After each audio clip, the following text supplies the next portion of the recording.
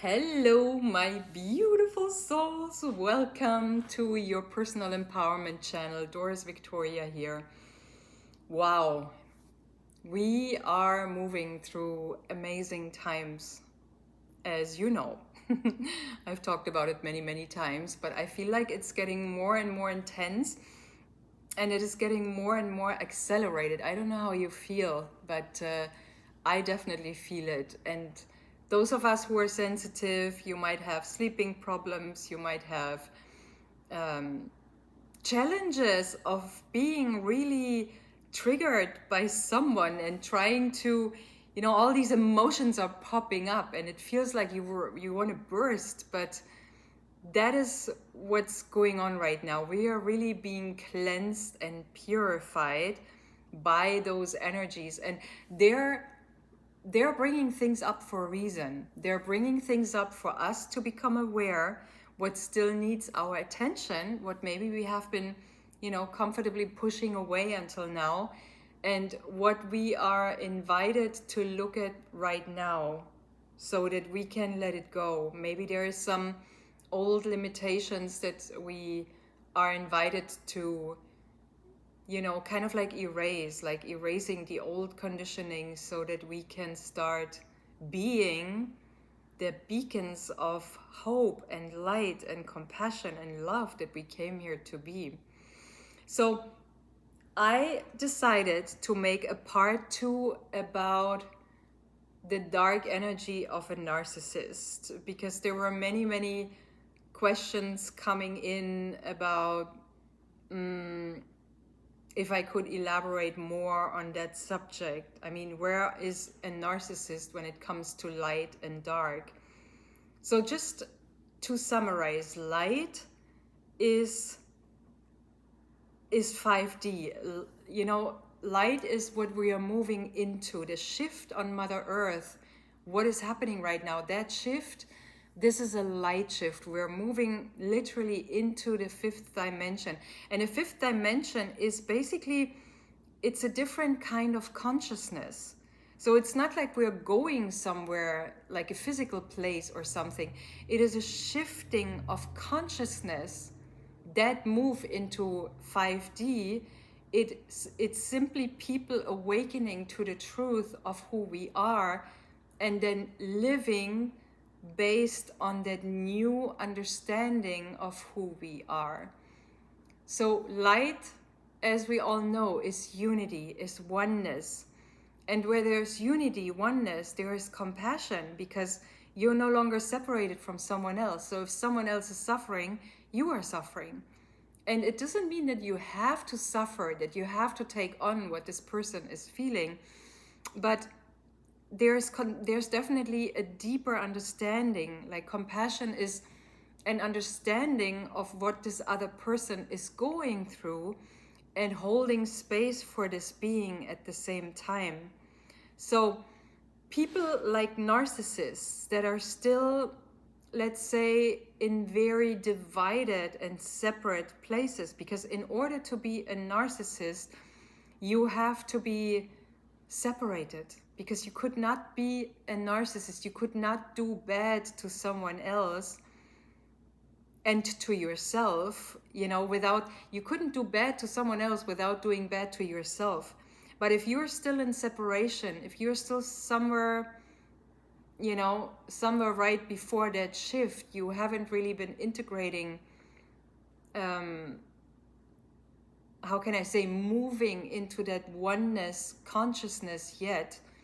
You're still kind of wandering around the separation, the divided path, So for narcissists, it's pretty much that. And somebody was saying that I believe narcissists are still in dark energy. Well, yes, they are. And why? Because they are still in a divided place. They're still in a non-oneness. They're still in a separated space. They feel separated from everyone else. And I wanted to elaborate a little bit more on that, because I think it's important for us to understand where a narcissist or anyone that is kind of like playing out a toxic energy, it can be somebody that is always playing a victim, for example, somebody that is constantly playing a victim, that might have been somebody that is conditioned, that has been conditioned to play a victim when he was a child or she was a child, in order to get what they wanted. Because if they were happy, they wouldn't get what they wanted. So they had to play the victim in order to get whatever they, and not necessarily what they wanted, but what they needed to survive. So for a narcissist, we are all, as I said in my first video, please check out my first video about this theme, you know, is the higher self of a narcissist toxic too, part 1. Check this one out, because there I talk about how we are all an extension of source energy. We are all born pure. When a narcissist was a baby, she or he was not a narcissist yet. They were conditioned to play out, how can I say, to play out certain defense mechanisms in order to get what they needed to survive. And these are people also that have never done the inner work. They have never really questioned their defense mechanisms. And so what happened is, excuse me, they are going on playing these old patterns out, because that's what they know and that's what they believe is the way to get what they want. But it is, of course, not all. And I want to say here that we ought to have compassion. Those of us that are already in 5D consciousness, compassion is everything. Like, compassion basically is God. It's God's energy. God's energy is compassion. So I honestly have compassion with everyone that is still thinking that they need to play out these old defense mechanisms, because this is using so much of your energy, and it is going to use more and more precious energy if you play out old patterns that are no longer serving you or anyone around you.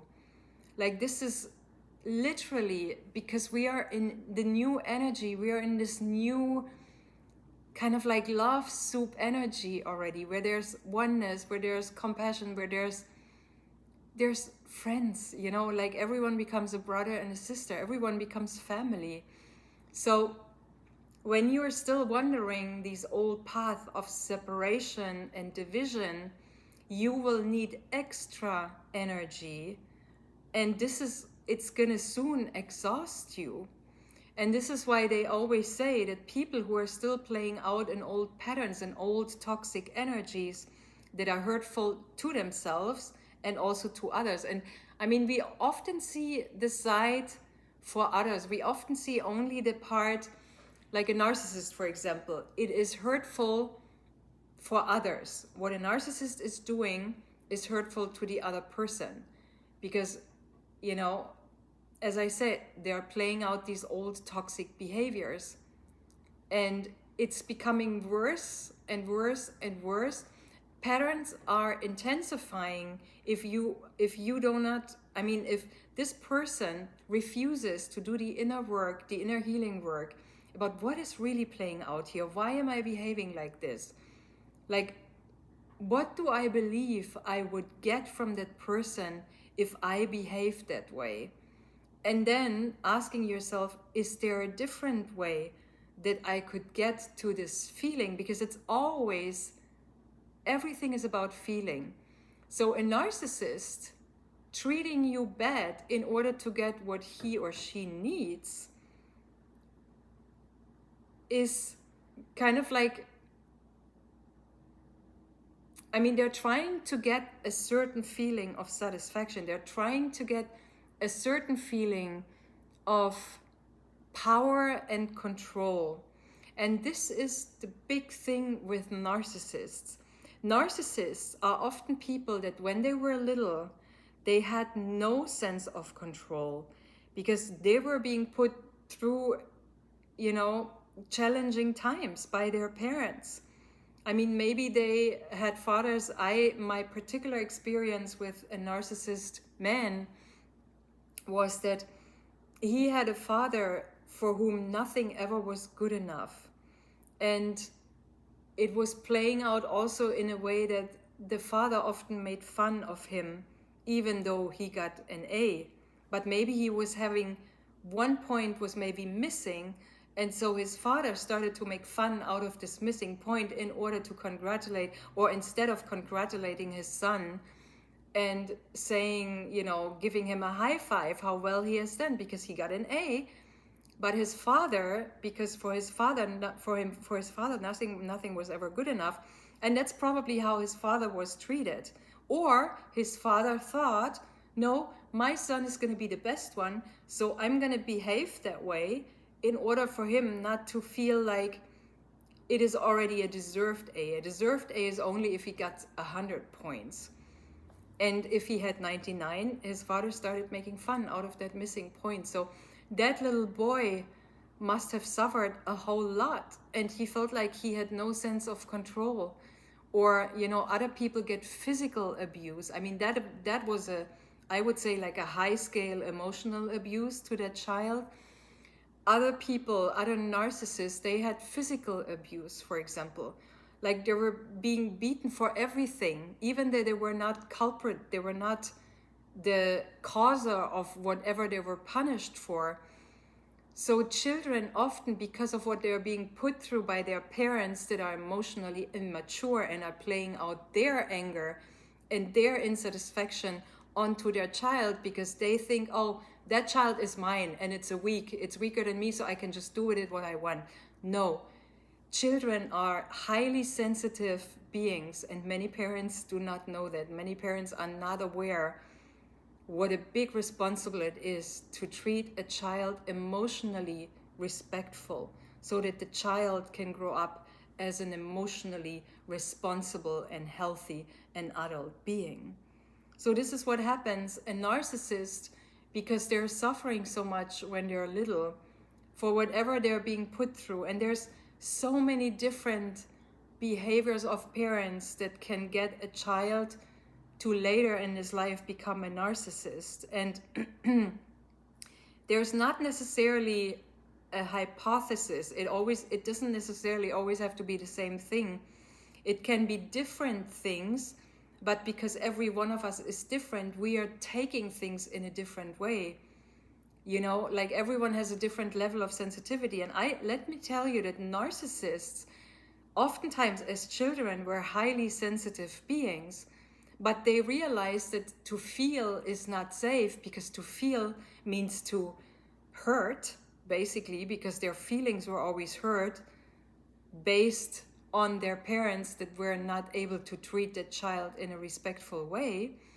So they disconnected from their feelings and started to develop defense mechanisms in order to survive that abuse that they have been experiencing as a child.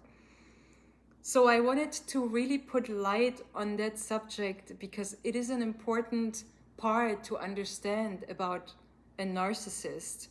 So my advice to everyone who still is with a narcissist, or who has been with a narcissist, start working on your own healing first. Because for you to be with a narcissist means that you have no boundaries yet, or you are not firm about your boundaries. You are not, how can I say, like that experience that I had with that man that was narcissistic taught me to remember my own self-worth and how deserving I am, and that life actually is more beautiful because I do exist. All this I learned thanks to that man, because I chose to do the inner work.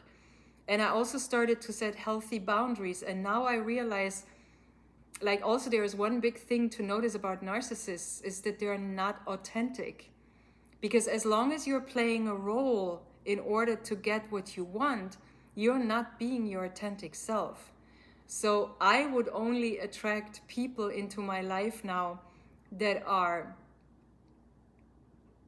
authentically and autonomously and sovereignly themselves, because they have done the inner work and they have come to a deeper understanding. Wait a moment, we're all one. None of us is separated. If I hurt somebody else, I'm hurting myself. Do I really love myself so little? Do I really disrespect myself so much? Do I have so much self-hatred that I want to do, bad to myself, that I want to hurt myself? No. I want to love myself. I want to treat myself kindly.